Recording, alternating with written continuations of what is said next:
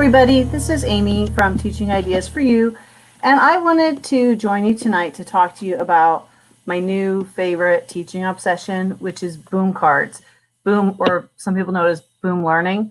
But I heard of boom cards a few years ago when they first started, and I looked at them, but at the time I was working in a school where we didn't have a lot of technology access. I think I had one iPad, and that was really for teacher use. And even if you had technology in your classroom, the internet was so weak in our school building that you couldn't really get the internet to work unless you were in the library or right next to the library. So one time I had tried to use it, and we tried to check out like four little devices, and we couldn't load four at once. So, at the time with my circumstances, I said, it looks nice, but I don't really want to get into this because realistically speaking, I wasn't going to be able to use it. But since it started, Boom has really evolved, and they've added a lot of new features. And now with people at home, Boom is really, really handy. And even, it is free for teachers right now, but even if you paid, it's actually pretty affordable. You only need to buy an account if you plan to load up students and you want data. Otherwise, it's completely free to have an account. So a free account would be 5 students or less, and then you can get data on just those. But if you wanted data or you needed some sort of tracking data for your school and you had 30 kids or more, you would have to get the year-long license, which is like $35, and you can put 200 kids in there. So most schools, I think, could put one grade level in there. At least, the schools around here could. So the 5th grade team could put all the kids under 5th grade under just one account, but to me, $35 is pretty reasonable to get that kind of data. But again, you don't even need the data. Like if you just want to use it for a center and you don't really want to track how well the kids have done, you can just use it for free. So it's simple to make decks. They call them decks. So, each individual unit, or what I would call a resource, they call a deck. You can buy them, but you can also make them. So it just depends on what you want and how much time you have. A lot of the decks that I have looked at are pretty inexpensive. They range from like $1 to $4. And I actually was looking for my high school student because I was wishing we had some Latin decks, because I never took Latin, and I talked him into taking Latin thinking that his dad speaks 3 languages. I studied 3 languages. I was like, we can help him with Latin. Is so much harder than I was thinking it was. But, I would even use it with a high schooler. And what's nice about the Boom is that you can kind of individualize it to, in the look style of it. It's not really that hard to do. So I want to share my screen, and I'm going to show you Boom. So I'm on the same computer, which makes it tricky. But I just want to see if you're seeing the Boom. Okay, so if you look at this, let me make this full screen for you so you can see it better. Okay, this is what it's like when you go to Boom, and it is just boomlearning.com, but you can also give kids a shortcut, and it's just boom.cards, and it takes them right to here. So if you want students to have an account, like if you want a teacher account and you want to load kids up, then you can give each student a sign-in, because of course to get data you would need that. Let's say you don't want that and you just want to use the program for free, then you can just give them a fast play link, which means they don't have to sign in. They click the link and they go right to the deck that you want them to do. So it's really nice. And so what I like too is that you can assign these decks in Boom. You can assign them in Seesaw. There's an app for iPhone, for Android, for Kindle. It's very, very accessible, and that's one of the things I like about it. So I clicked into my account. So if you want to make decks and sell them, they give you an author bio, but there is a whole teacher section where you can, kind of like in Google Classroom, you can set up your classroom.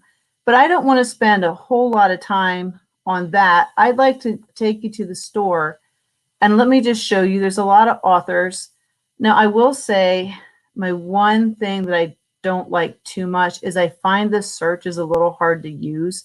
So let's say I wanted to put, like I was trying to search myself. I know Shelley Reese sells but it's hard to have things come up. So let's just pick a topic, and I'll pick colonial America, let's say. And so I'll put this in. So that's me. I knew I had a deck. And here's like Founding Fathers by Sunny Days. Here's Lisa May. So here you can see what comes up. But sometimes if you just click like the grade level, like fifth grade, you get all kind of random stuff. So my advice on search is if you're looking for something super specific, then use the keywords if you can.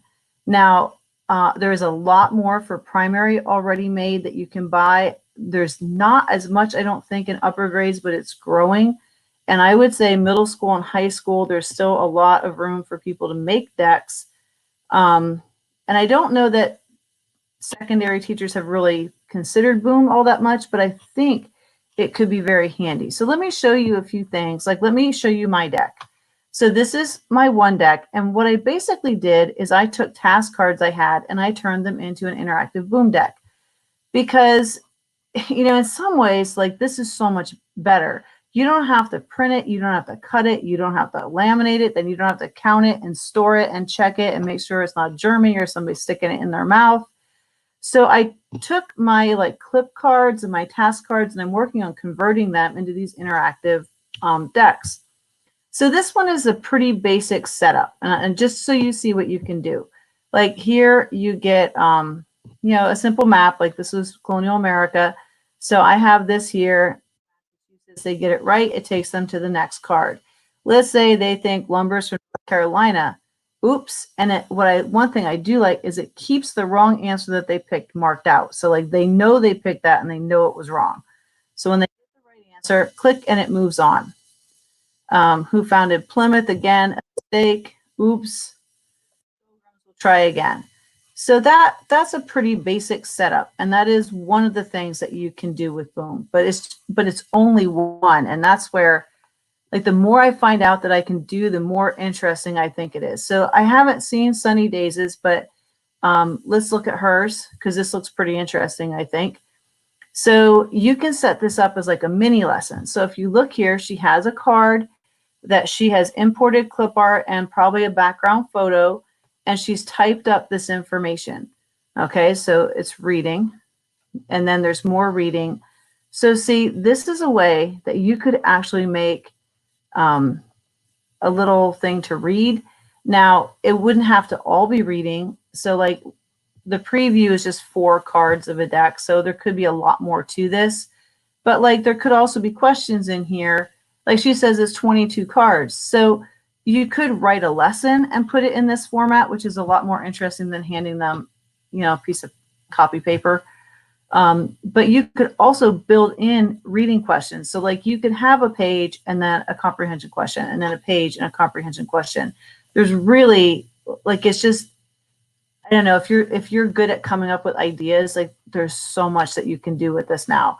So another thing that you can do is something that they call flow magic. And I want to show you, I'm working on those. So I have, I had some math games that I made before I decided not to do math. I needed to focus because I get too many ideas and then I couldn't get things finished. But I had these games that were like, you do a task card and you get a piece of something to build a project, which if you're an art kid or you're just not like a math kid, it gives them some incentive to actually continue working because you could only get one piece to whatever you were making for every card you finished. So I took that concept and I put it into a Boom deck. And this is what I'm working on right now. So I want to give you a preview just to show you another idea of what you can do. So what I decided to do is I had too many questions to just do one. So I actually made it so that you can have 2 sets of decks in one.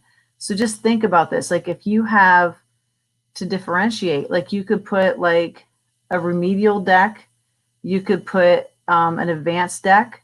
So like you could just say, I want you to do deck 1, I want you to do deck 2. Kids wouldn't necessarily know that they are very different. You know, they're still technically going to the same thing.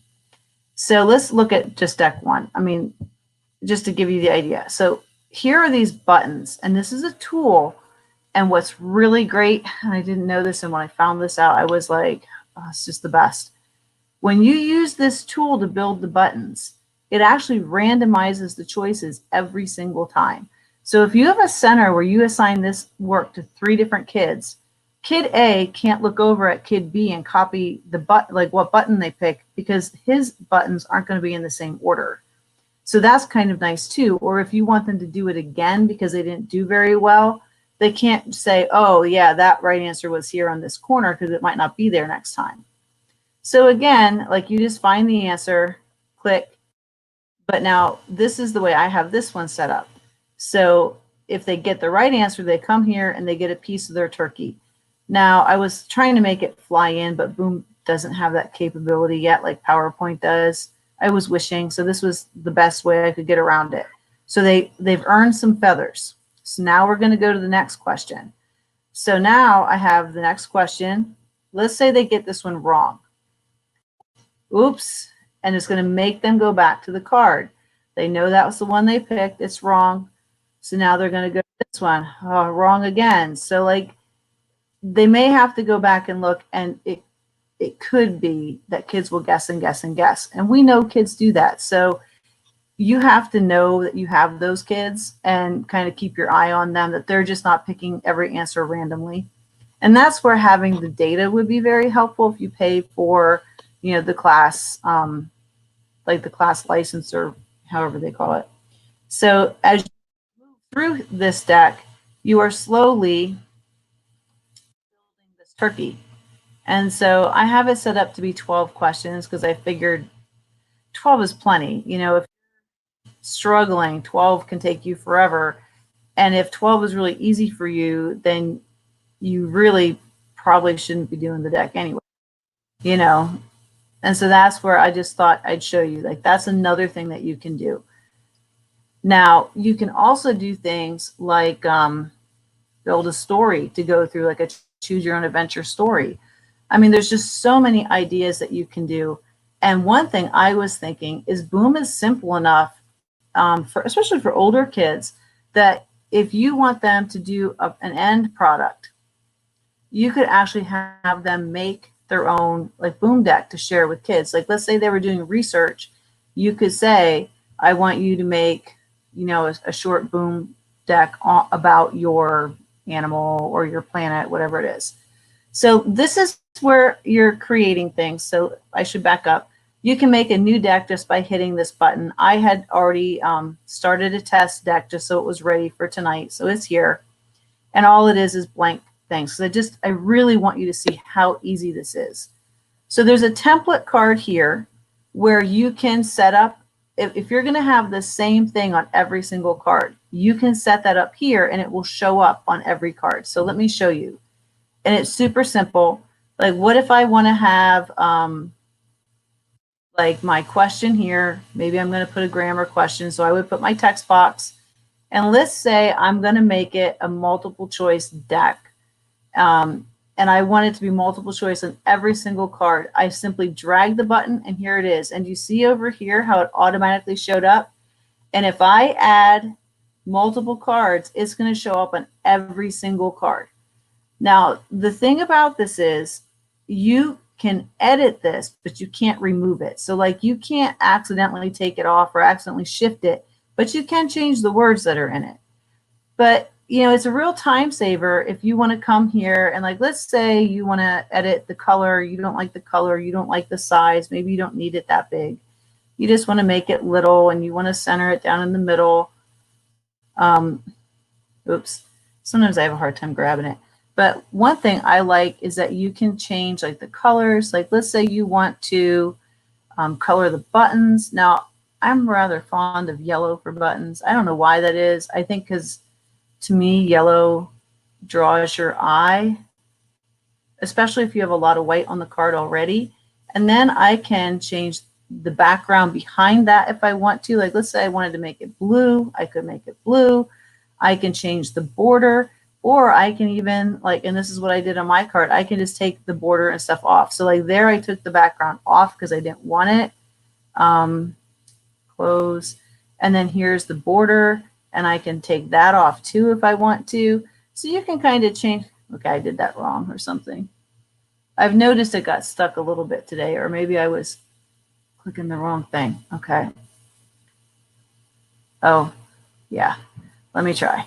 So now see how you can do that, or you can, like, if you don't like that, then you can just redo it. It's so simple once you kind of get the hang of it. But I just like it because it's a huge time saver. So let's say you wanted your kids to do 10 review problems. Imagine handing them a piece of paper that you've copied 10 problems on, or imagine setting up a template like this. You put this here, you can put a fancy backdrop on it if you want to, and you just copy the card 10 times, fill out your question and your answers, and you're done. Which one do kids want to do more? And that's kind of how I look at it. Like, this to me is a little more appealing. No, it's not a video game. You can add sound. I mean, and you can actually link a video and everything in it too. There's just so many things you can do. You could even put 4 pictures here. Like if you wanted to say something like, which picture shows a duty of a U.S. citizen, okay? Or which picture shows a mammal, you know, something like that. Or like if you're a foreign language teacher, which picture shows medias, right? Like they would have to know what that word means.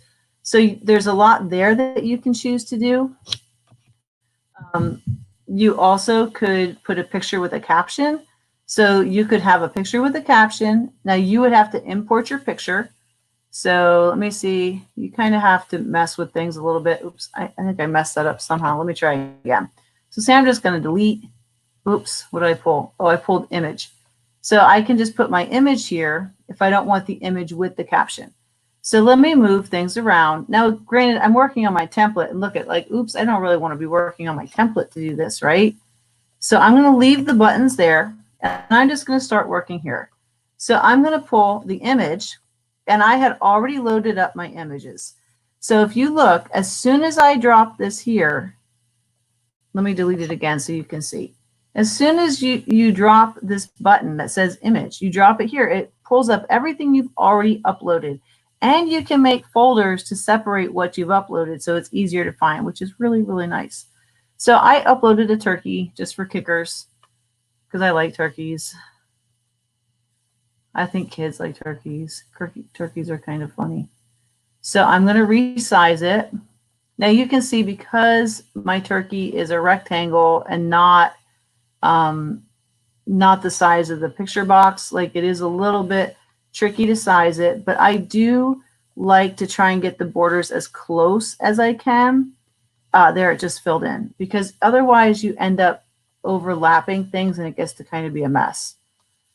So I'm going to put my turkey there and then I could say, you know, like let's say you were teaching ESL. Is this a chicken? Is this a, oh wait, sorry. You always put the right answer in that first box. I could say, is it a chicken? I could say, is it a duck? I could say, is it a, I don't know, a penguin, right? So the good thing about this is it will mix up these answers, but you always put the right one in the top box. Let's say that you don't like it in this format. I don't know if you can edit it from here, but you can change it to how many you want it to display going across. So like that would stack all 4. Now I don't like that. But what if I wanted all 4 to be side by side? Now see, I can't move this. Look, I'm going, oops, what did I do? Because it's on the template and it's locked. So that's one thing you have to be careful about. You don't want to get frustrated and forget that you had it locked on your template. Okay, if I wanted to change that to go across, I would have to come back to the template and redo it and like put it like this. And then I could pull this so that the answers went straight across if I wanted it to be like that. And you can, you know, make them go down. You can do all kinds of things. You know, so this is just something to show you. Then there's multiple choice. Here's if you teach math, like you can add fractions. And if you've ever tried to put fractions on a worksheet, like this is like a dream. It's so much easier. That's the caption picks. This is just if you just want one button to click, like click here to go to the next page or something like that. You can also add sounds. So like I have a sound that I can add. I'm not real good with the sound yet. I'm still working on that, but I know you can do it and I have done it, but I'm not a boom expert. I'm just in love with it. So like you can upload sounds that you've bought or you have found. You can link videos. Okay, see YouTube or Vimeo. And again, they're experimenting with adding video. So there is that. Now, as long as you're making stuff for your personal classroom, you can link whatever you want. If you want to make these and then also sell them, you do have to be careful of copyright, and you cannot be linking videos that are not things that you personally have made. So just kind of be aware of that. A lot of people don't realize that what's allowed for educational use is not the same as commercial use. So there's just a little, uh-oh. See, and look, it's telling me you can't delete that because it's on the template, okay? So I just wanted to show you how easy it would be for kids to do this. I mean, they just have to upload whatever pictures they want. They can type their information. They can put a button here that says go to the next page. They could even ask kids review questions if you wanted to. But that was something as a stay at home learning idea. I was thinking if you wanted to do like a genius hour, you could say to kids, you research whatever topic you want. Maybe you want to learn how to throw the best fastball on the planet. Maybe you really want to learn to make pierogies. Well, they can upload their pictures and they can share this because you can get the Fast Play link and share that to the class, and all the kids can watch each other's presentations. And what I really like about Boom is if you really get into Boom, there's a lot of fancier things that you can do with it. But I don't know about you, but like kids get way too into changing fonts and colors, and they will literally spend 3 hours doing that. I spend 3 hours doing that. And you can upload your own fonts and things here. So like I've uploaded a few that I really like, but there's a few for kids to pick, some normal ones. But I think it's a benefit, and I can undo that, like if I didn't like that font. But I think it's a benefit to having kind of limited obvious things that kids can do. I mean, over here, if you get into this, there's so many things that you can do. But for the purpose of a kid, and you're saying, I want you to make a 5-card boom deck to share with your friends. Like they've got these buttons, and unless they're really, really into changing things, they're not going to get too much into this except for changing like the background color. I don't know if that, yeah, see that changes the background of the slide. I like that there's limitations on how many things they're going to do. Like I know in PowerPoint, kids would spend so much time doing dumb stuff, and you just want them to get done. And I get it. Like everybody gets it. That's the fun stuff. Look, like playing with the colors. Like, isn't it fun to watch all these wacky colors and see what happens? But it takes forever. So like nobody wants that. Like everybody wants you just to get done. So I think especially for your less techie kids, and we all know that everybody thinks students are super techie when in reality they're good at social media and they're absolutely not that good at anything else. I have a college daughter who barely knows how to use the computer, let alone do fancy stuff. So I just like the simplicity of this. And you can always move cards. Like if you say, oh, I don't want that one to be the order I want, I can move it. And if you don't want to set up your template, that's something else you can do. Maybe you want this card to be a text card, right? So you set this up to be a text card. Maybe you set it up to have a border. Like maybe I want this just to be a border because I want a low-tech card and I want to type in it. So I'll set this up. I'll set up a border. Let me make a dark blue. I really love navy. I'm sure you've noticed if you know me, but that's like my favorite color. So maybe I'll just put a dark blue border here. And then I could type in this box, or I could set up another text box where I do my typing. So the thing about Boom is you do a lot of layering things like this, and then maybe I talk about, did you know the president pardons a turkey every Thanksgiving, right? Like this is a simple question. So you set up a question box and maybe you set up a photo. I'm going to keep expanding my box when I want to make it smaller. And like I said, that this is one thing about Boom. It does end up getting a little tricky sometimes, and you kind of have to mess with it because it'll do things like this. But I still find it very simple for kids who are not like super techy. Okay, so now I have this set up. So maybe I want to have a picture and a caption. Then maybe I want to have a card where every other card I want to be a question card, let's say. Then you can set this card up with the buttons, and I'm not going to spend too much time with that, but you can duplicate these cards. Here, it's over here. Clone the selected card. That's where I did it. So now what's nice about this is if you want to set up reading and a card and reading and a card, like reading and a question, you just make a template for each one, but don't put it in the templates because that locks everything. But put it here, and then you just copy it, and then you can switch them around however you want. And one thing I think Boom has done a great job of is they have an entire YouTube page with like tutorials, and there's actually Facebook groups. Like there's one for teachers who are using it in the classroom. There's one for creators. I think there's another one, might be for parents. I can't remember. But there's so much help out there, and it's really pretty simple to use. I mean, can you make it look super fancy? You absolutely can. But can you, when you are stressed because you have kids at home and a spouse who is an essential worker and you're trying to teach at the same time, can you just throw some things on there and have kids do it? Absolutely. So that's what I thought. It's, to me, it may not be a 10 as far as like kid desire to do because it's not a video game. It doesn't really look like a video game. But compared to like a boring packet that you've sent, or compared to having to do a worksheet or just a list of questions on a Google form, like this is definitely at least a 7 compared to that. Now, on the teacher scale, the benefits, you don't have to buy paper. You don't have to laminate. You don't have to cut it. You don't have to have colored ink if you like to have the colored ink. So to me, most people are pricing their decks the same price of the resource on TPT.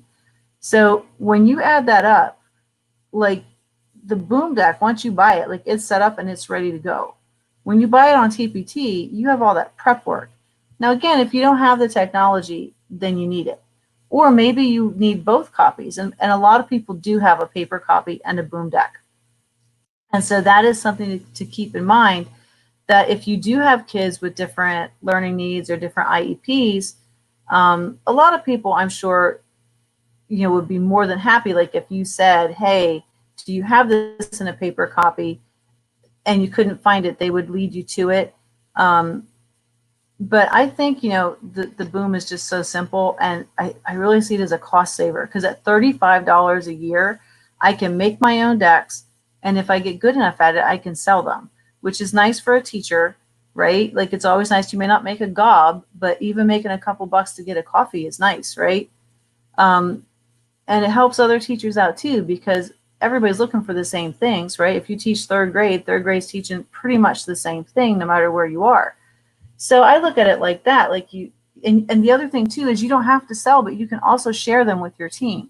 So you don't have to publish those decks. What you can do is keep them as, I forget what they call it, but it's like private. You keep them as a private deck, but you can share that link with your team.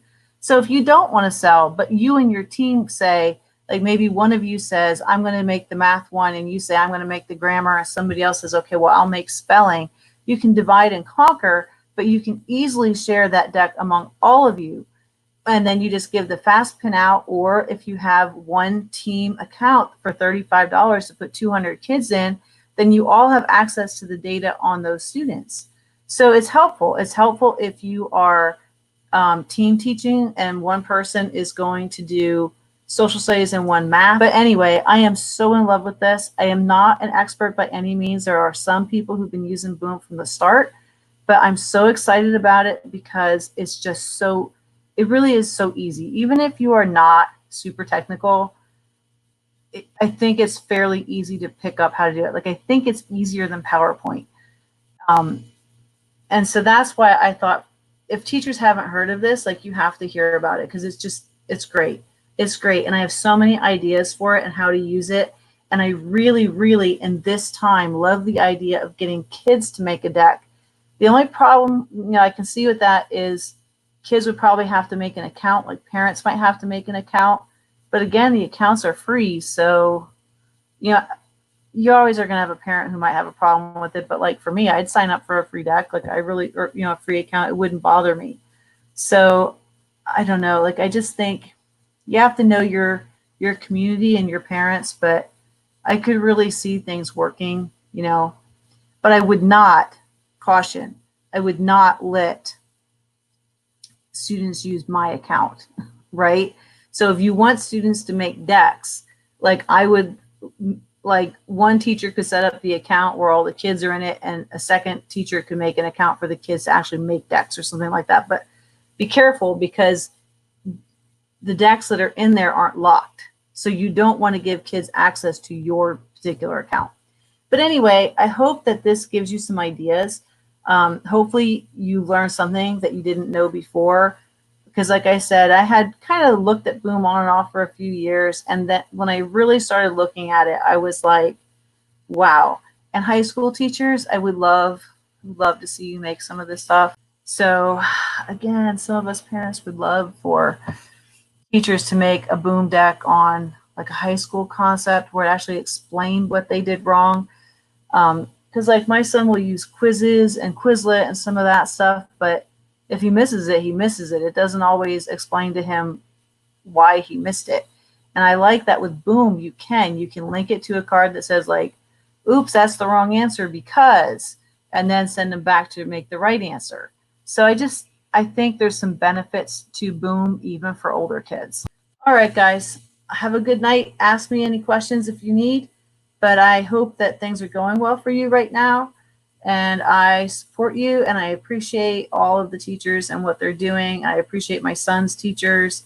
It is really hard to do this on the whim, on the fly, and also deal with your own life going on at home at the same time. So I appreciate you, and have a good night, guys.